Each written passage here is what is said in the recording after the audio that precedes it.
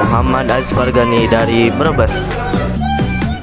Muhammad Rafiq Asadi dari Brebes. Imam Mujaki Burhan dari Ciamis. Nur Fadilah dari Ciamis.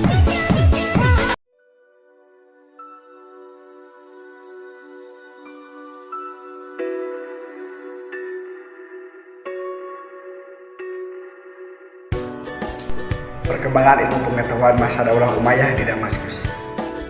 Kemajuan suatu bangsa biasanya ditandai dengan kemajuan dalam bidang ilmu pengetahuan. Ini sudah terbukti dalam sejarah, sebagaimana terjadi sesama kekhalifahan Umayyah di Damaskus. Pelajari dengan sesama materi dalam uraian berikut. Catat poin penting yang Anda temukan sebagai rangkuman pelajar. 1. Ilmu kedokteran. Ilmu kedokteran belum berkembang dengan baik masa Daulah Umayyah. Akan tetapi, pada masa Khalifah Walid bin Abdullah Malik terjadi perkembangan cukup baik di bidang kedokteran. Ini ditandai dengan didirikannya sekolah tinggi kedokteran pada tahun 88 Hijriah atau 706 Masehi. Khalifah Walid memerintahkan para dokter untuk melakukan riset dengan anggaran yang cukup dari pemerintah. Para dokter bertugas di lembaga tersebut dengan gaji yang dari negara.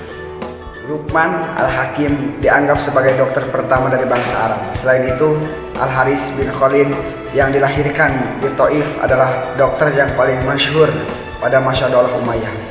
Al-Haris belajar kedokteran di Maristanta, Jundisapur, dan menjadi dokter pribadi Khasyarawi, Kisra Persia.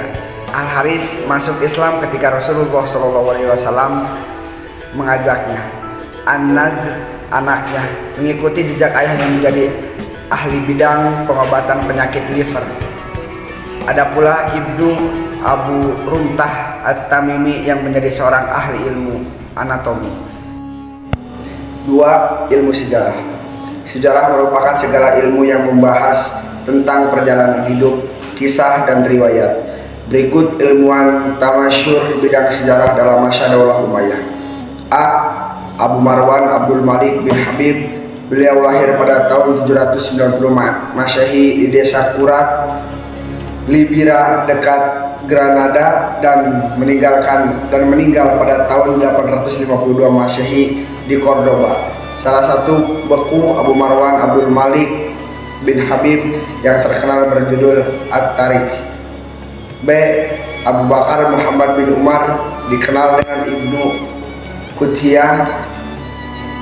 Karya bukunya berjudul Tarikh. Ilmu tafsir. Ilmu tafsir ialah ilmu yang membahas tentang undang-undang dalam menafsirkan Al-Quran. Pada masa ini, ahli tafsir yang terkenal dari kalangan sahabat ialah Ibnu Abbas, wafat pada 60 Hijriah, 68 Hijriah. Di antara mufasir yang juga terkenal kala itu adalah Mujahid. Di antara lain Atha bin Abi Rabah, Ikrimah, Qatadah, Sa'id bin Jubair, Masruq bin Al-Arda, Wahab bin Munabih, Abdullah bin Salam, Abdul Malik bin Zuraid Al-Maliki. 4. Ilmu fikih. Di akhir masa Daulah Umayyah lahir dua kota mazhab, yakni Imam Abu Hanifah di Kufah dan Imam Malik di Madinah. Adapun Imam Syafi'i dan Imam Ahmad bin Hanbal lahir pada masa Daulah Abbasiyah. Pada pemerintahan Daulah Umayyah adalah masa dimulainya pembentukan fikih Islam. Daulah ini telah berhasil meletakkan dasar hukum Islam menurut pertimbangan kebijaksanaan dalam menetapkan keputusan yang berdasarkan pada Al-Quran, hadis, dan pemahaman nalar. Ilmu hadis. Ilmu hadis yaitu ilmu yang ditujukan untuk menjelaskan riwayat dan sanad al-hadis, karena banyak hadis yang bukan berasal dari Rasulullah SAW. Di antara muhadis yang terkenal pada masa ini ialah Muhammad bin Syihab Al-Juhri, Ibnu Abdi Malikah, Al-Auza'i, Abdurrahman bin Amr, Hasan Basri, dan As-Syabi. tahun 100 Hijriah ketika masa pemerintahan Khalifah Umar bin Abdul Aziz. Beliau memerintahkan kepada Gubernur Madinah Abu Bakar bin Muhammad bin Amr bin Ham supaya membukukan hadis-hadis Nabi SAW dan terdapat pada para penghafal hadis. Selain itu, Khalifah juga menulis surat kepada gubernur lain agar mengusahakan pengakuan hadis. Khalifah ini juga secara khusus menulis surat kepada pengusaha membukukan hadis. Khalifah juga secara khusus menulis surat kepada Abu Bakar Muhammad bin Muslim bin Ubaidillah bin Syihab al-Zuhri. Kemudian Syihab al-Zuhri mulai melaksanakan perintah Khalifah tersebut, merupakan salah satu ulama pertama kali melakukan hadis. 6. Ilmu Nahwu. Nahwu merupakan ilmu yang menjelaskan cara membaca suatu kalimat di dalam berbagai posisinya. Ilmu ini muncul setelah banyak bangsa yang bukan Arab masuk Islam dan negeri mereka menjadi wilayah kekhalifahan. Adapun penyusunan ilmu nahwu yang pertama dan membukukannya seperti halnya sekarang adalah Abu Aswad ad-Dauli. Beliau belajar dari Ali bin Abi Thalib, sehingga ada ahli sejarah yang mengatakan bahwa Ali bin Abi Thalib sebagai bapak ilmu nahwu. Ilmu nahwu tumbuh di kota Basrah dan Kufah sebagai dua kota penting yang menjadi pusat kebudayaan pada abad pertama Hijriah. Ulama nahwu lainnya adalah Abu Amr bin Al-Ala, kemudian Al-Khalil bin Ahmad Al-Farahidi, peletak dasar ilmu arud dan penyusun kitab Al-Ain yang dianggap sebagai kamus pertama bahasa Arab.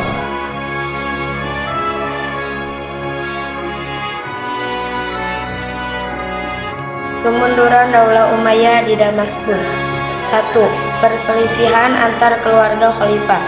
Perselisihan antar keluarga khalifah yaitu para putra mahkota yang menjadi rapuhnya kekuatan kekhalifahan. Apabila yang pertama memegang kekuasaan, maka ia berusaha untuk mengasingkan yang lain dan menggantinya dengan anak sendiri. Ini menimbulkan permusuhan dalam keluarga, tidak hanya terbatas pada keluarga khalifah, tetapi juga di keluarga gubernur atau amir. 2. Perlawanan kaum Khawarij dan Syiah. Sejak berdiri Daulah Umayyah, para khalifahnya sering menghadapi tantangan dari golongan Khawarij. Golongan ini memandang bahwa Ali bin Abi Thalib dan Muawiyah bin Abu Sufyan telah melakukan dosa besar. Perbedaan sudut pandang pro Ali dan pro Muawiyah ini menjadi Khawarij mengangkat pemimpin dari kalangan mereka sendiri. Selain itu, kaum Syiah tidak pernah mengakui pemerintahan Daulah Umayyah dan tidak pernah memaafkan kesalahan mereka terhadap Ali bin Abi Thalib dan Ali bin Ali, hingga semakin aktif dan mendapatkan dukungan publik atau orang-orang yang merasakan tidak puas terhadap pemerintahan Daulah Umayyah, baik dari sisi politik, ekonomi maupun sosial. 3. Perlawanan golongan Mawali. Sebagian besar golongan Mawali yang ada di Irak dan wilayah timur lainnya merasa tidak puas dengan kebijakan Umayyah. Terlebih dengan ditambahnya keangkuhan bangsa Arab waktu itu, asal mula kaum Mawali yaitu budak-budak tawanan perang yang telah dimerdekakan.